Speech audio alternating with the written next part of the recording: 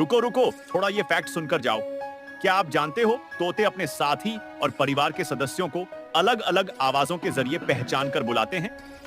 ये एक तरह से उनके नाम की तरह काम करता है। और कुत्ते भी इंसानों की तरह सपने देखते हैं। जब वे सोते हैं तो उनके मस्तिष्क में वैसी ही गतिविधियां होती हैं जैसी इंसानों में। छोटे कुत्ते अक्सर बड़े कुत्तों की तुलना में अधिक सपने देखते हैं।